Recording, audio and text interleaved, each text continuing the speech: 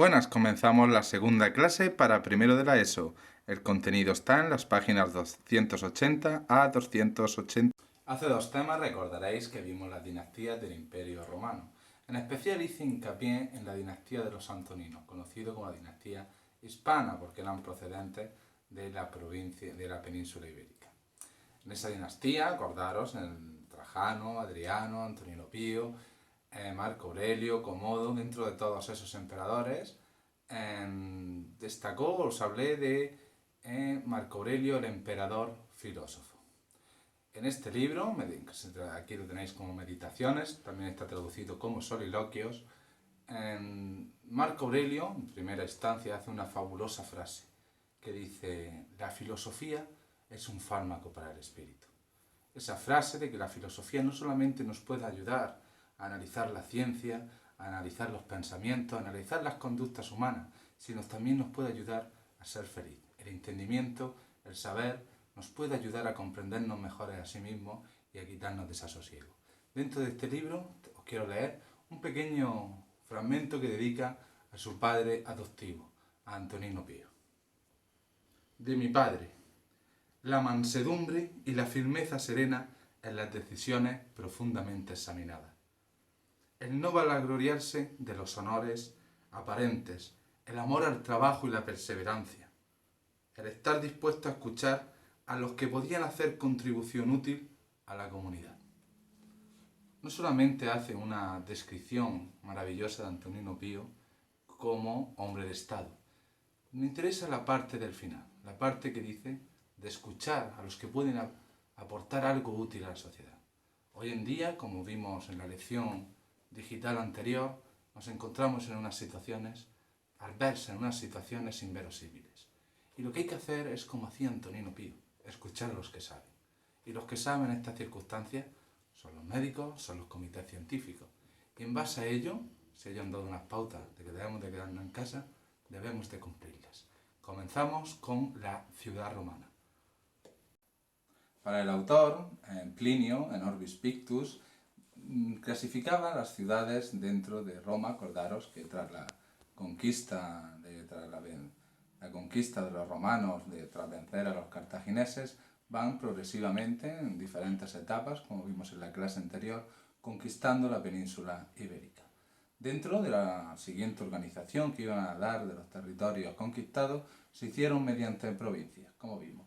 Esas provincias tenían una red de ciudades que vamos a ver. Para Plinio, la primera era l'Ópida, después el Populi y el Civitates. El Ópida era una estructura más pequeña, el Populi una estructura más grande y el Civitates la ciudad propiamente dicha, que normalmente eran las antiguas colonias, tanto griegas como fenicias, o ya las ciudades propiamente dichas cartaginesas. Todas estas ciudades se articulaban dentro del ius latini, dentro del derecho latino, y iban los factores que hacen del concepto histórico de romanización, lo hacen posible, son dos. Uno, la conquista propiamente dicha, como lo hemos dicho, y otro es la aceptación de las sociedades autóctonas de esa nueva lengua que viene, el latín, y de esa nueva forma de entender la política, que es el derecho romano. Esa aceptación de los cuatro objetos de la historia, acuérdense ustedes que lo hemos visto a lo largo del curso, que son política, sociedad, cultura y economía, la aceptan estos pueblos autóctonos en busca del poder y de que se creen que los conquistados traen una sociedad, una civilización mucho más avanzada que la suya. Dentro de esa construcción, dentro de esa jerarquía de ciudades, los romanos, como hemos visto, desarrollan sus vías, sus carreteras de comunicación. Las dos más importantes es la vía Augusta y, aquí tienen, la vía Augusta y aquí la vía de la Plata, que como su nombre dice, era para esquilmar las minas de plata y traerlas hacia las grandes ciudades. En esas rutas comienzan a aparecer grandes ciudades. Os he puesto dos ejemplos. El primero es Emerita Augusta. Aquí podéis ver la grandiosidad de los templos. Aquí tenéis, por ejemplo, un capitel compuesto. Acordaros que eran con volutas como el jónico compuestos de hojas de acanto, como en el Corintio. y tenéis la grandiosidad de los templos, de los teatros romanos. Ya los romanos, como vimos, tienen una ingeniería gracias al arco de medio punto y a la bóveda que pueden utilizar para, a diferencia de los griegos, para no aprovechar el terreno. Ellos pueden edificar sus teatros donde quieran. También una ciudad muy importante, itálica, en Sevilla, donde aquí vemos el anfiteatro. El anfiteatro no solamente estaba el anfiteatro Flavio en Roma, que ya vimos que era el anfiteatro Flavio, conocido como Coliseo, no se llama así, sino que es una deformación pragmática debido al coloso de Nerón que había al lado. Y os he querido poner dos ejemplos de romanización, de asentamiento y de explotación de los minerales y de las materias primas que había en la península ibérica. Aquí tenéis arboleas, unas minas que se descubrieron hace poco, de lápiz specularis. ¿Qué es el lápiz specularis? Es un mineral que tallado se asemeja al cristal, se queda como el cristal que nosotros utilizamos en nuestras ventanas. Pues bien, de esa mina se sacaban cristales para muy diversos sitios para realizar las ventanas. Uno podía ser Pompeya, Roma y demás civitates que hubiese en la península ibérica. Esto pertenece a una tumba, es la epigrafía que hay en la tumba y vemos dos, ¿no? Si ustedes hacen así verán que encajan perfectamente eso. Y es que es una tumba reutilizada, ¿de acuerdo? Aquí tenemos la parte del siglo I y aquí la parte del siglo III. Vemos aquí, y este resto arqueológico, este vestigio, nos muestra algo muy simbólico de cómo ha acaecido la sociedad romana en la península ibérica. En el siglo I vemos una epigrafía muy bien realizada, con un latín perfecto, y en la segunda vemos una epigrafía con hasta faltas gramaticales, ¿de acuerdo? ¿Qué nos dice eso? Pues a opinión del historiador, del latinista Rafael Lázaro, es que en la primera vemos la hegemonía, el esplendor de Roma, que traspasa tanto su lengua latina como una buena gramática, lo que quiere decir que era una sociedad culta y eso también se aprecia social y económicamente. Y tras la crisis del siglo III vemos que se pierde, por ejemplo, esa administración romana, lo que conlleva también en sí por la pérdida de un latín gramaticalmente perfecto. Buenas, hemos diseñado aquí en un videojuego cómo sería una ciudad romana, ¿de acuerdo? Es una idealización, no existe esta ciudad romana, la he diseñado yo. Y tampoco sigue una estructura propiamente dicha, porque el juego no me lo ha permitido. Aquí vemos un núcleo principal, lo que sería la ciudad principal. Y en su hinterland vemos que hay dos pequeños asentamientos que dependen de la ciudad. Estos dos asentamientos, uno, que se dedica a la extracción de mineral, tanto de hierro como, ahora profundizaremos en ello, como de piedra, y otro al agrícola, ¿de acuerdo? Por supuesto, esos alimentos, esa piedra dependerá de la capital y es un sistema de villae. La villae, como vimos, es donde vive el patricio, es una gran villa con una casa enorme, pero que también sirve como sistema productivo agrícola y artesanal. Profundizamos, nos vamos a la ciudad. En primer lugar, quiero que analicemos la domus. Aquí estamos ante una domus, que es donde vivían los patricios, los seres más acomodados.